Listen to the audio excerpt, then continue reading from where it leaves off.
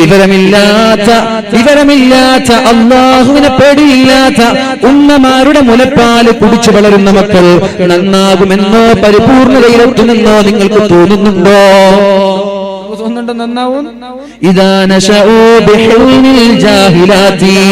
അല്ലാഹുവിനെ കുറിച്ചും ദീനിനെ കുറിച്ചും പഠിക്കാത്ത ഉമ്മമാര് അവരുടെ മടിത്തട്ടിൽ വളരുന്ന മക്കൾ നന്നാവുമെന്ന പ്രതീക്ഷ വേണ്ട. അവര് നന്നാവൂല. അവരെ നന്നാവുക എന്ന് പറഞ്ഞാൽ അത്ഭുതം സൃഷ്ടിക്കേണ്ടി വരും. അതുകൊണ്ട് ഉമ്മമാരെ, നാളെ ആഖിറത്തിൽ അല്ലാഹുവിന്റെ സ്വർഗീയ ലോകത്ത് മാതാപിതാക്കൾ പ്രവേശിപ്പിച്ചു കഴിഞ്ഞു. സ്വർഗത്തിലേക്ക് പോവേണ്ട മാതാപിതാക്കൾ. എന്നാൽ ഇവിടെ തോന്നിവാസം ചെയ്ത് ജീവിച്ച മക്കള് നരകത്തിലേക്ക് പോകുമ്പോഴാണ് അല്ലാഹുവിനോട് പറയുന്നത്, അല്ലാഹുവേ, എവിടെയാണ് എന്റെ ഉപ്പ, എവിടെയാണ് എന്റെ ഉമ്മ? സ്വർഗത്തിലാണ്. അവര് സ്വർഗത്തിലോ? ഞാൻ വഴിപിഴക്കാൻ കാരണക്കാരായ, ഞാൻ മോശമാവാൻ കാരണക്കാരായ എന്റെ ഉമ്മയെയും എന്റെ ഉപ്പയെയും കാണിച്ചതാ. ലാ അദ്ഖുലുൽ ജന്ന ഹത്താ യദ്ഖുല അബീ മിൻ ഖബ്ലി. എന്റെ ഉപ്പ നരകത്തിൽ കിടക്കാതെ, എന്റെ ഉമ്മ എന്നെക്കാളും മുന്നിൽ നരകത്തിൽ കിടക്കാതെ ഞാൻ നരകത്തിലേക്ക് പോകൂല എന്ന് ഇവിടെ തെറ്റ് ചെയ്ത മക്കൾ നാളെ വാശി പിടിക്കുമെന്ന് പരിശുദ്ധ റസൂലുള്ളാഹ്.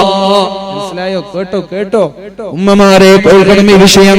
നിങ്ങളിവിടെ നന്മ ചെയ്ത് തഹജ്ജുദ് നിസ്കരിച്ച് തസ്ബീഹ് ചൊല്ലി ഖുർആൻ ഓതി ജീവിച്ച നിങ്ങള്, നാളെ സ്വർഗത്തിലേക്ക് പോവേണ്ട നിങ്ങള് ഇവിടെ കളിയും ആഭാസങ്ങളും കോപ്രാട്ടിത്തരങ്ങളും കാണിച്ചു നടന്ന മക്കള്, അവര് നാളെ നരകത്തിലേക്ക് പോകുമ്പോ അല്ലാഹുവിനോട് ചോദിക്കുന്ന ചോദ്യം, അല്ലാഹുവേ, എവിടെയാണ് എന്റെ ഉപ്പ, എവിടെയാണ് എന്റെ ഉമ്മ? അവര് സ്വർഗത്തിലാണ്. ലാ അദ്ഖുലുൻ നാറ ഹത്താ യദ്ഖുല അബീ മിൻ ഖബ്ലി. എന്റെ ഉപ്പ എന്നെക്കാളും മുമ്പ് നരകത്തിൽ കിടക്കാതെ, എന്നെ വഴിപിഴപ്പിച്ച എന്റെ ഉമ്മ നരകത്തിൽ കിടക്കാതെ ഞാൻ നരകത്തിലേക്ക് കിടക്കൂല എന്ന് മക്കളെ പറയുമെന്ന് പരിശുദ്ധ റസൂലുള്ളാഹ്. സ്വർഗത്തിലേക്ക് പോവേണ്ട ഉപ്പമാരെ കൊണ്ടുവന്നിട്ട് മക്കളെ പഠിപ്പിക്കേണ്ടതുപോലെ പഠിപ്പിച്ചിട്ടുണ്ടോ?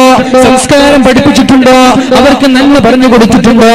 അല്ലാഹുവിന്റെ ദീൻ പറഞ്ഞു കൊടുത്തിട്ടുണ്ടോ എന്ന് അല്ലാഹു നോക്കിയ ശേഷം പിഴവ് വന്നിട്ടുണ്ടെങ്കിൽ, പോരായ്മ വന്നിട്ടുണ്ടെങ്കിൽ അല്ലാഹു നരകത്തിലേക്ക് വലിച്ചെറിയുമെന്ന് പരിശുദ്ധ റസൂൽ സല്ലല്ലാഹു അലൈഹി വസല്ലം. വളരെ ഗൗരവമുള്ള വിഷയമാണിത്.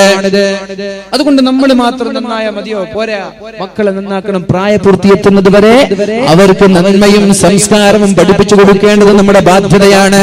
പ്രായപൂർത്തി കഴിഞ്ഞാൽ പിന്നെ മക്കളുടെ കാര്യം നിങ്ങൾ പറയാം, അത്രയേ ഉള്ളൂ. അവർ തെറ്റ് ചെയ്താൽ നിങ്ങൾ ഉത്തരവാദിയല്ല. പ്രായപൂർത്തിയെത്തുന്നത് വരെ സംസ്കാരം പഠിപ്പിക്കേണ്ടത്, അതവ് പഠിപ്പിക്കേണ്ടത് നിങ്ങളുടെ ബാധ്യതയാണ്. അല്ലാഹുവിന്റെ ഹബീബ് സല്ലല്ലാഹു അലൈഹി വസല്ലം തങ്ങൾ പറയുന്നുണ്ട്, മഹാനായ ഇബ്നു ഹിബ്ബാൻ റളിയല്ലാഹു അൻഹു റിപ്പോർട്ട് ചെയ്യുന്ന ഹദീസാണ്. അല്ലാഹുവിന്റെ ഹബീബ് പറയാണ്, 4 മണിക്കൂറുകൾ നമ്മൾ കണ്ടെത്തേണ്ടതുണ്ട്. 4 മണിക്കൂറുകൾ നമ്മുടെ സമയത്തിൽ നമ്മൾ കണ്ടെത്തണം. ഒരു ദിവസത്തിൽ 4 കാര്യത്തിന് വേണ്ടിയിട്ട് നമ്മൾ സമയം ചെലവഴിക്കാൻ പറ്റൂ. അപ്പൊ നിങ്ങൾ ഈ കാണുന്ന രാത്രി കാണുന്ന ഫുട്ബോളോ അതിനുള്ള സമയത്തിലുണ്ടോ? വാട്സപ്പിൽ കളിക്കുന്ന സമയം ഇതിലുണ്ടോ? ഫേസ്ബുക്കിൽ കളിക്കുന്നത്, IPL കാണുന്നത്, ഇതൊക്കെ ഇതിലുണ്ടോ? നമുക്ക് നോക്കാം. 4 കാര്യത്തിന് വേണ്ടിയിട്ട് നിങ്ങൾ സമയം കണ്ടെത്താൻ പാടുള്ളൂ. അല്ലാഹുവിന്റെ ഹബീബ് നമ്മോട് പറയുന്നുണ്ട്, 1 സഅത്തുൻ യുനാജി ഫീഹാ റബ്ബ. ഒന്നാമത്തേത്, അല്ലാഹുമായിട്ട് ബന്ധം വെക്കാൻ നിങ്ങൾ സമയം കണ്ടെത്തണം. അല്ലാഹുമായിട്ട് ബന്ധം വെക്കാൻ നിങ്ങൾ സമയം കണ്ടെത്തണം. എങ്ങനെയാണ് അല്ലാഹുമായിട്ട് ബന്ധം വെക്കുന്നത്? ഖുർആൻ ഓതുന്നത്, ദുആ ചെയ്യുന്നത്, നിസ്കരിക്കുന്നത്, അതുപോലെ ദിക്ർ ചൊല്ലുന്നത്, അല്ലാഹുവിനോട് പ്രാർത്ഥിക്കുന്നത്, ഖുർആൻ ഓതുന്നത്, ഇങ്ങനെയുള്ള വിഷയങ്ങൾക്ക് വേണ്ടി നിങ്ങൾ സമയം കണ്ടെത്തണമെന്ന് പരിശുദ്ധ റസൂലുള്ളാഹ്. സഅത്തുൻ യുനാജി ഫീഹാ റബ്ബഹു. അല്ലാഹുമായിട്ട് ഒരു അഭിമുഖം നടത്താനുള്ള സമയം കണ്ടെത്തണം. വസഅത്തുൻ യുഹാസിബു ഫീഹാ നഫ്സഹു. സ്വന്തം ശരീരത്തെ വിചാരണ നടത്താൻ ഒരു സമയം കണ്ടെത്തണം. സ്വന്തം ശരീരത്തെ വിചാരണ നടത്താൻ ഒരു സമയം കണ്ടെത്തണം. ഞാൻ തെറ്റ് ചെയ്തിട്ടുണ്ടോ? എന്റെ ഭാഗത്ത് തെറ്റ് വന്നിട്ടുണ്ടോ? എന്തൊക്കെയാണ് രാവിലെ മുതൽ വൈകുന്നേരം വരെ ഞാൻ കാട്ടിക്കൂട്ടിയത്? നന്മയാണോ കൂടുതൽ, തിന്മയാണോ കൂടുതൽ? ഇതിനു വേണ്ടിയിട്ടും നമ്മൾ സമയം കണ്ടെത്തണം.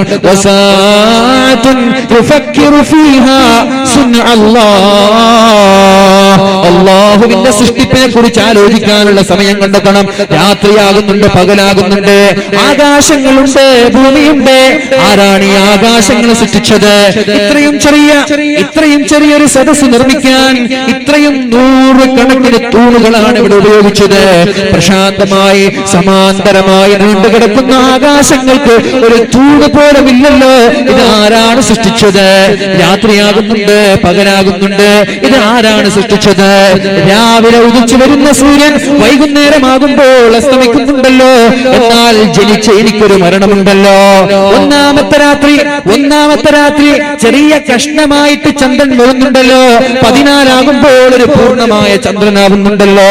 ഒരു 20 ആ ചന്ദ്രൻ അപ്രത്യക്ഷമാകുന്നുണ്ടല്ലോ. എന്നാൽ എന്താണ് ഈ സൂചന നൽകുന്നത്? ചെറിയ കുട്ടിയായി വളർന്ന് ഞാനും ഒരു വയസ്സനായി മരിക്കാൻ പോവുകയാണ്. ഇങ്ങനെ അല്ലാഹുവിന്റെ സൃഷ്ടിപ്പിനെ കുറിച്ച് ആലോചിക്കാൻ സമയം കണ്ടെത്തണമെന്ന് പരിശുദ്ധ റസൂലുള്ളാഹ്.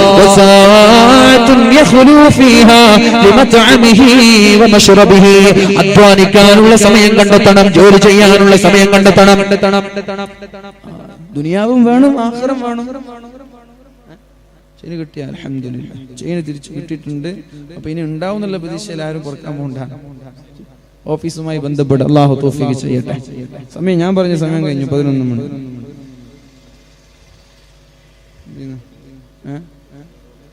പെണ്ണുങ്ങളൊക്കെ അഭിപ്രായമില്ലേ? നേരത്തെ തുടങ്ങുന്ന അഭിപ്രായം കണ്ടു.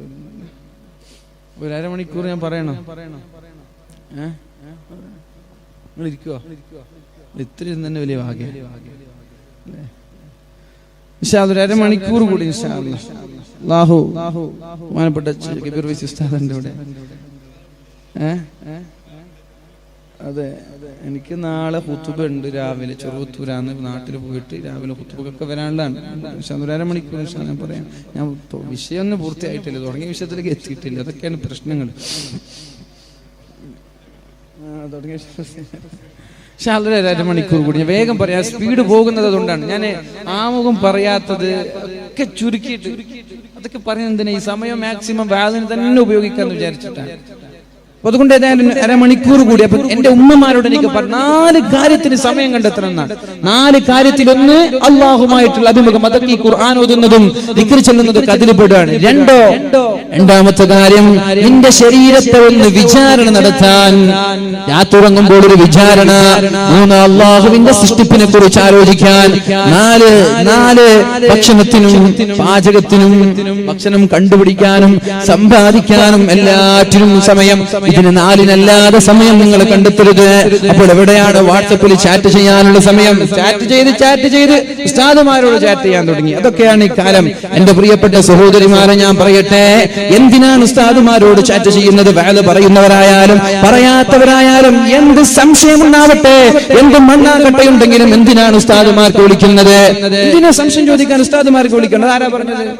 വഅദ് പറയുന്ന ഉസ്താദുമാരാവട്ടെ ഇത് ഓൺലൈനിലൂടെ കേൾക്കുന്നത് കൊണ്ടും ഓൺലൈൻ സംവിധാനമായതുകൊണ്ടും തന്നെയാണ് ഞാൻ ഇത് പറയുന്നത്. അങ്ങനെ ഒരു ട്രെൻഡ്. വഅദ് പറയുന്ന ഉസ്താദുമാർ, വഅദ് പറയാത്ത ഉസ്താദുമാർ, പള്ളിയുടെ ഖതീബന്മാർ, എന്തിനാണ് എന്റെ സഹോദരിമാരെ നിങ്ങൾ അങ്ങനെ വിളിക്കുന്നത്? വാട്സപ്പിൽ എന്തിനാണ് ചാറ്റ് ചെയ്യുന്നത്? ഫേസ്ബുക്കിൽ എന്തിനാണ് ചാറ്റ് ചെയ്യുന്നത്? നിങ്ങൾക്ക് അങ്ങനെ ഒരു സംശയം ഉണ്ടെങ്കിൽ നിങ്ങളുടെ ആങ്ങളമാരോട് പറഞ്ഞുവിട്, നിങ്ങളുടെ ഭർത്താക്കന്മാരോട് പറഞ്ഞുവിട്, നിങ്ങളുടെ ഉപ്പമാരോട് പറഞ്ഞുവിട്. അല്ലാതെ ഹറാമല്ലാതെ പിന്നെ എന്താണത്? നമ്മളിങ്ങനെ വേല പറയാ. പിന്നെ നീ ചാറ്റ് ചെയ്യരുത്, ചെറുപ്പക്കാരാ, അവിഹിത ബന്ധം വെക്കരുത്. എന്നിട്ട് നമ്മൾ തന്നെ സംസാരിക്കാൻ നിന്നാലോ? അതുകൊണ്ട് എന്റെ സഹോദരിമാരോട് വളരെ കർശനമായി ഞാൻ പറയാണ്, അള്ളാഹുവിന്റെ ശാപമുണ്ടാകുന്ന, അള്ളാഹു ശിക്ഷ തരുന്ന വിഷയങ്ങളാണിത്.